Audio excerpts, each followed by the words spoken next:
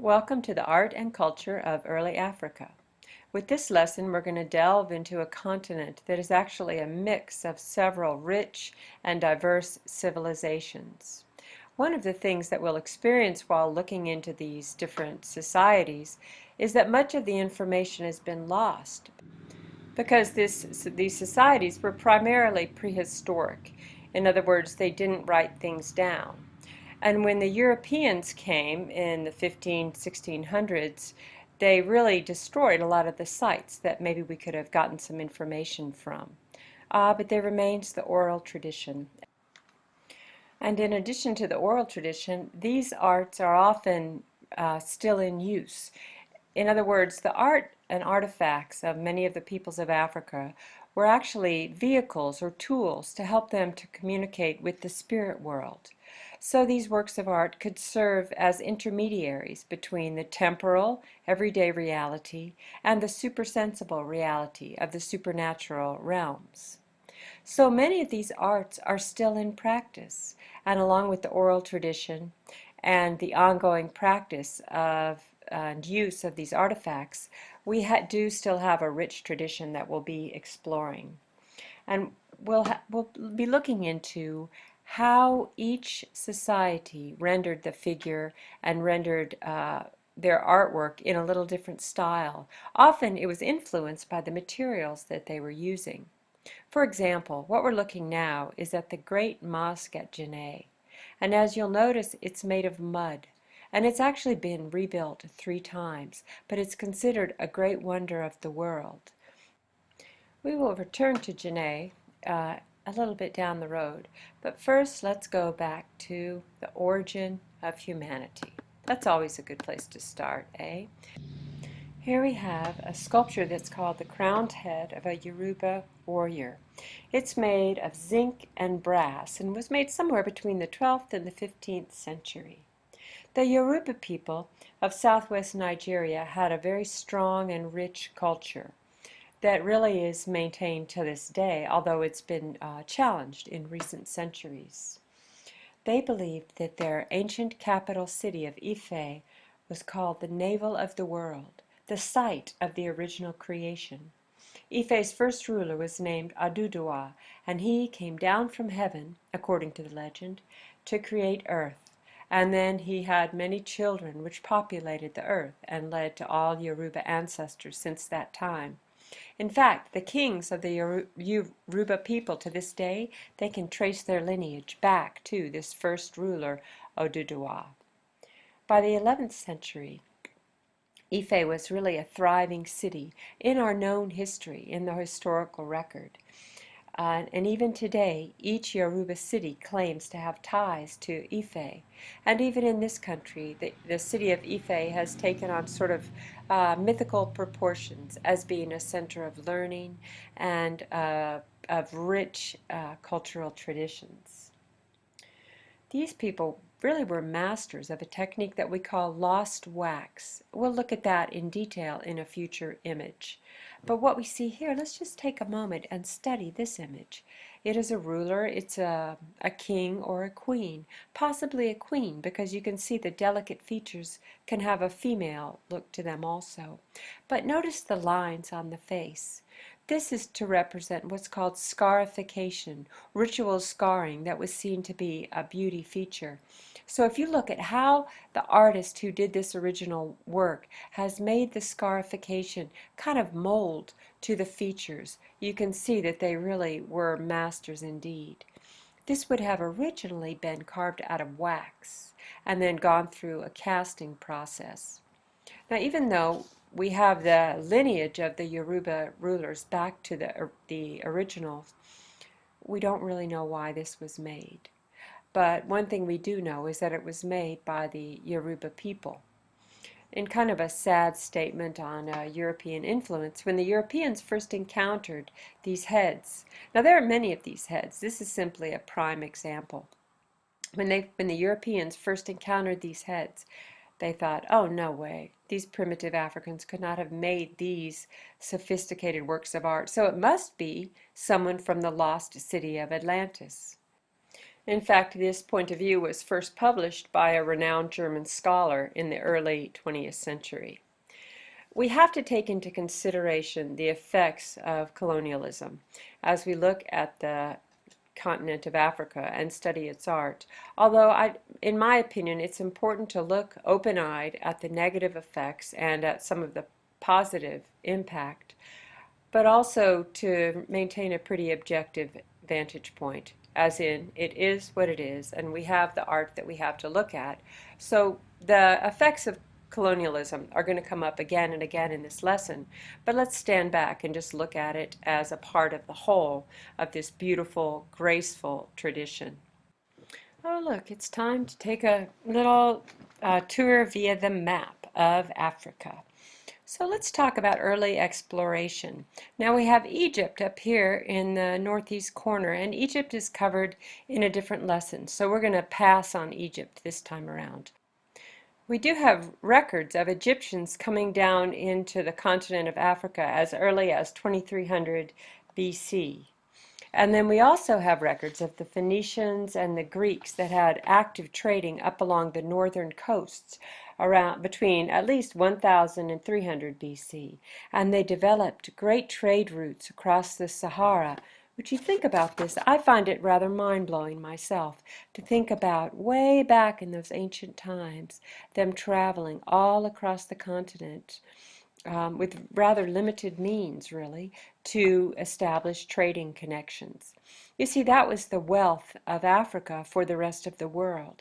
There were substances that could be found there that could be found nowhere else. So we have the Phoenicians and the Greeks, and then we have the Romans who took control of North Africa for a time. Islam came to the continent in the 7th and 8th century. And over on East Africa, over here, there developed a bustling trade out in the Indian Ocean with all the islands, with China, with Indonesia, and beyond. Now, the language of Swahili was created in this area, and what it is it's a mix of Arabic and the African language of Bantu that became Swahili. The great port cities of Kilwa, Mombasa, and Mogadishu became thriving metropolitan areas at this time. Sometimes these cities come up on the news as being centers of conflict, and it's interesting to think back to their ancient origins. In the 1500s, the Europeans began to venture down along the coast of Africa. And in fact, when the Portuguese first landed at Benin, right here, they were overwhelmed by the strength and the wealth of the culture that they found there. And it might have kind of blasted out of the water their idea of the primitive peoples of Africa. Over the past 50 to 75 years, archaeologists have been delving deeply into what's behind the art and artifacts of ancient Africa. One of the things that's hindered them is that much of the early sculptures were made of wood, as we see here. And this is a pretty rare example because it's probably made somewhere around the year 16 or 1700. And in the climate of Africa, often such wooden sculptures simply decompose. And this is from Ghana, from the Akan people. And they were widely known for their wood carvings. Now, these wooden sculptures were really collected throughout the world in the 17 and 1800s, and they were quite popular. However, there really was a pretty limited understanding of their actual use and their ritual importance. More recently, historians have explored this more, and they've done their best with the limited information that we have in artifacts and with the oral tradition, and basically carried on a much more respectful study of what would be behind this artwork. What we have primarily remaining are the beautiful works of art that are made in terracotta, stone, and bronze, plus we have a wealth of rock sculptures and paintings. Now, there's a saying that the cradle of art and civilization is Africa. And that used to be a sort of a romantic saying. But now it's actually discovered that it's probably true. They have found in some ancient caves in Africa quantities of ochre, which is a pigment that is still used by painters to this day. In addition, they found shells that had been fashioned to what looked like some kind of an ornamentation, beads or something like that, and some small carved figures. So this was 77,000 BC, about 30,000 years before other findings of artwork made by ancient peoples.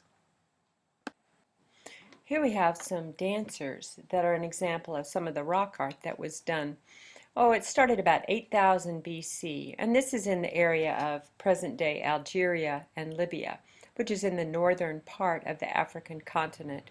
One thing to note about these particular people is that when we compare them to the rock art, to the cave paintings of France that we see at Lascaux and at other locations, there is very rarely people depicted in the French cave paintings. But here in Africa, they did not seem to have that superstition, and they rendered some beautiful figures.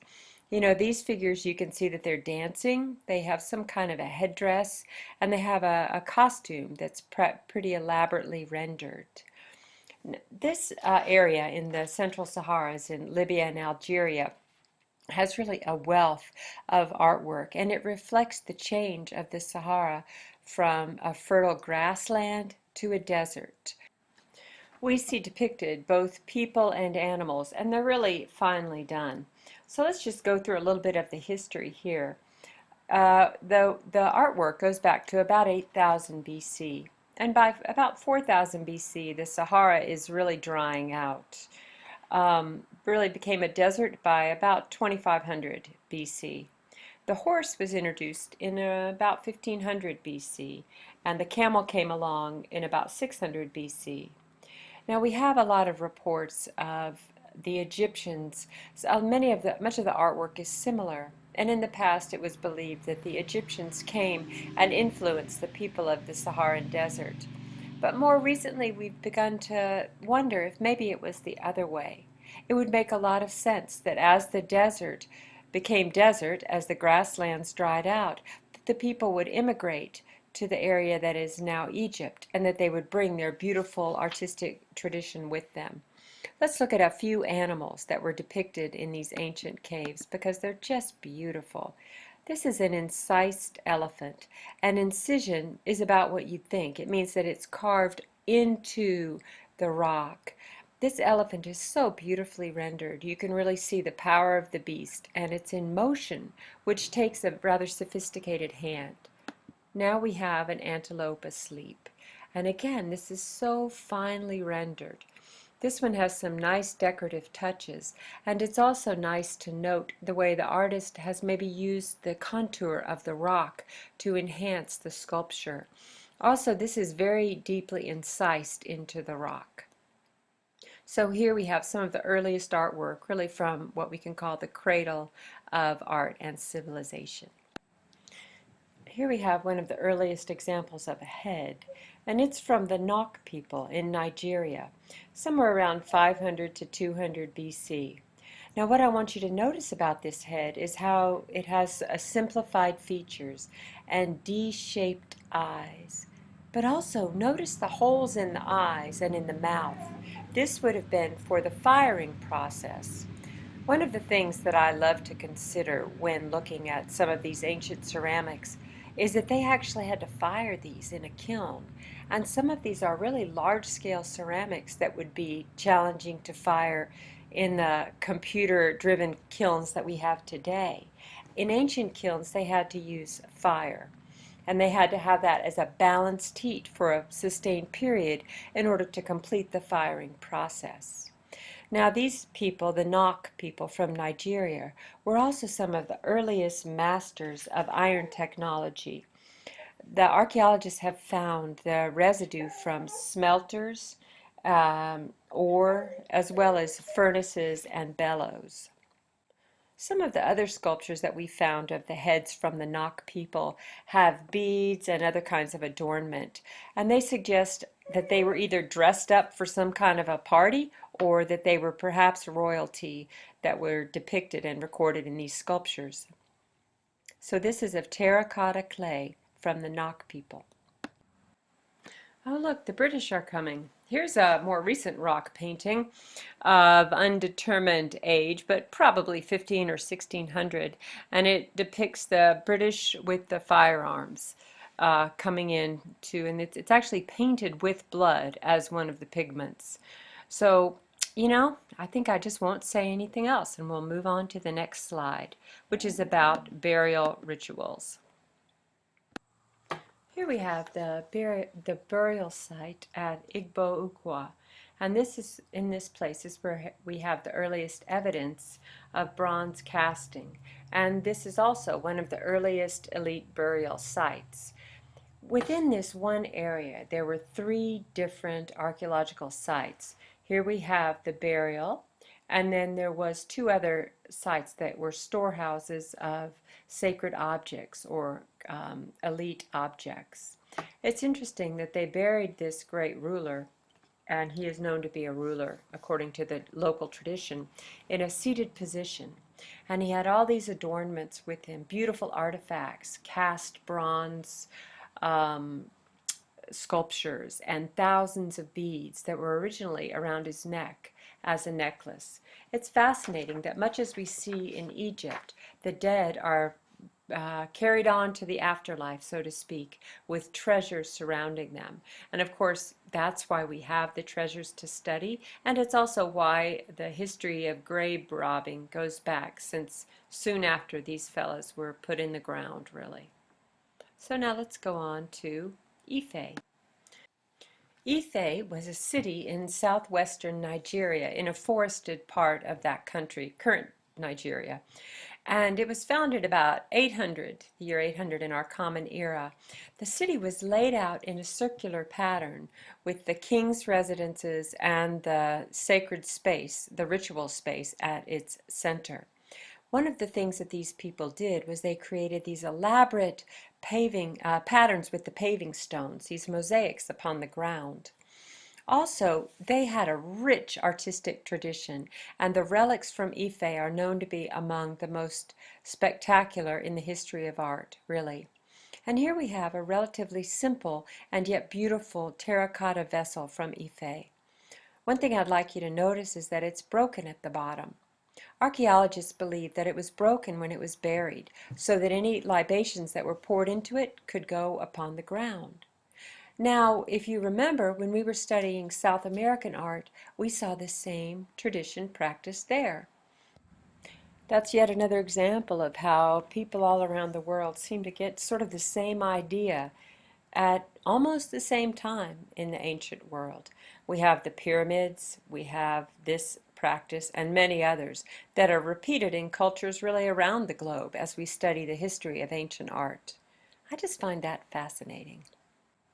So our final slide of part one is this spectacular object. It's called a roped pot on a stand, and it's from Igbo. This is beautiful for so many reasons. It's done with a practice called skeuomorph, and what that means is that they've taken something, it's as if it's impersonating a pot, but it's actually created with bronze. If you think of the mastery of how this would have had to have been done, first off, they made a seam here so that they could actually put the pot into this rope uh, structure that had been made separately. Now these ritual water vessels were made so that the water didn't touch the ground. They were up off the ground. So one of the things that I really find fascinating is that this is very similar to a kind of a water drum that is still in use to this day. So it's filled with water, and then when it's struck, it makes a kind of a sound. And I wonder if this was actually a drum that was used by the ancient people. My story is it was, and that they used it in ceremony, and it was a fine masterpiece that was used only for special occasions. But look closely at this. Think about how the ancient smelter, the artisan, had to make those knots of molten ore, or how they had to incise the designs around the top of it. This is just an exquisite piece that really demonstrates the level of mastery of these ancient artisans. So with that, that ends part one. Tune in, come back. more and better things even than this in part 2. Hey, thanks for listening.